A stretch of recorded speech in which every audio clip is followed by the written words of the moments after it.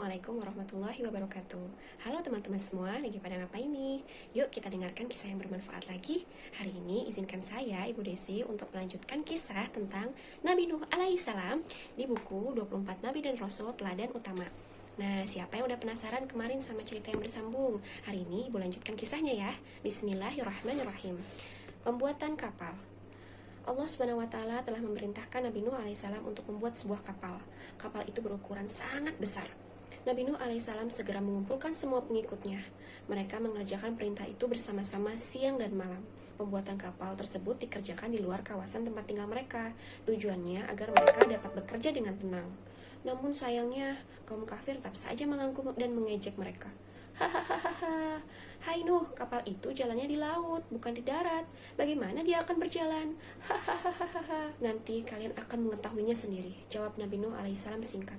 Orang-orang kafir itu terus mengejek dan menertawakan Nabi Nuh alaihissalam dan pengikutnya.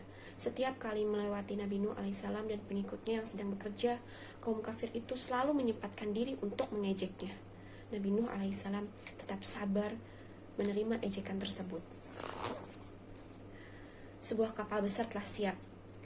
Saat itu Allah SWT kembali menurunkan wahyunya kepada Nabi Nuh alaihissalam. Allah SWT memberikan tanda-tanda kemunculan azab itu. Nabi Nuh alaihissalam diperintahkan untuk membawa seluruh keluarga dan semua orang yang beriman masuk ke dalam kapal itu.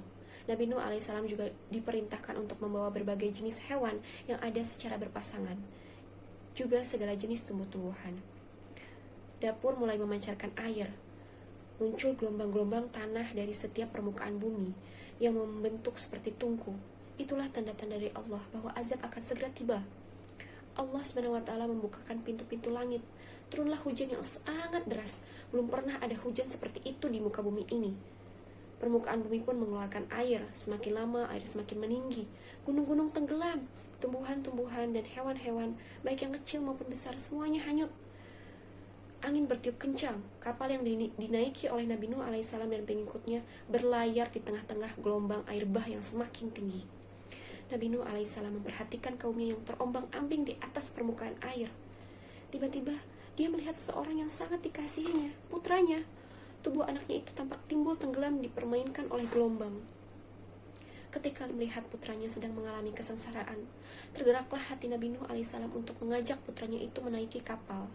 Wahai anakku, naiklah ke kapal bersama kami dan janganlah kamu bersama orang-orang yang kafir. Tidak. Ajakan Nabi Nuh alaihissalam ditolak oleh putranya. Dia tetap enggan menaiki kapal Nabi Nuh alaihissalam. Nabi Nuh alaihissalam berusaha mencari putranya, tapi hilanglah putra Nabi Nuh alaihissalam ditelan gelombang. Nabi Nuh alaihissalam bersedih. Putranya bersama orang-orang kafir. Itulah semua adalah balasan di dunia terhadap perbuatan orang-orang yang ingkar terhadap ajaran Nabi Nuh alaihissalam. Banjir besar menenggelamkan semua orang yang ingkar kepada Allah SWT. Sebagian mereka menyesal setelah kematian begitu dekat dengan mereka. Nabi Nuh alaihissalam teringat akan putranya. Beliau memohon kepada Allah SWT untuk menyelamatkannya. Namun Allah SWT menjawab, wahai Nuh, sesungguhnya dia bukanlah termasuk keluargamu, karena perbuatannya sungguh tidak baik.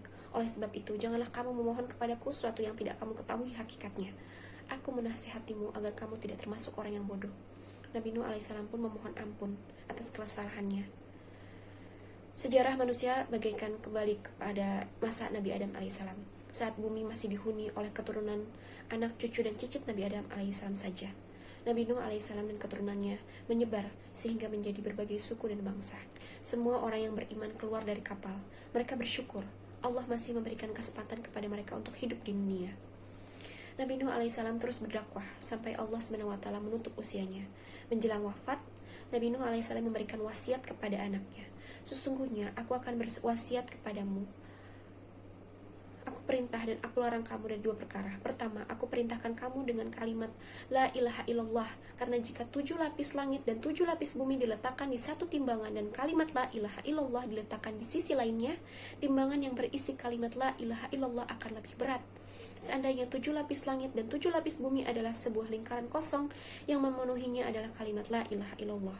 Kedua, aku perintahkan kamu untuk membaca yang memenuhinya Subhanallah wa bihamdi, karena hal itu merupakan penghubung segala sesuatu dan dengannya semua makhluk diberi rezeki. Aku melarangmu dari syirik dan sombong. Begitulah cerita Nabi Nuh alaihissalam yang begitu banyak pelajaran. Salah satu pelajarannya itu adalah hidayah hanya datang dari Allah Subhanahu wa taala. Bahkan Nabi Nuh alaihissalam pun tidak bisa menolong anaknya sendiri, karena hidayah itu tanggung jawab dari kita masing-masing pribadi. Sekian cerita dari Ibu Desi, mudah-mudahan sangat bermanfaat bagi kita semua. Nantikan kisah-kisah lainnya ya. Wabillahi taufiq wal hidayah. Wassalamualaikum warahmatullahi wabarakatuh.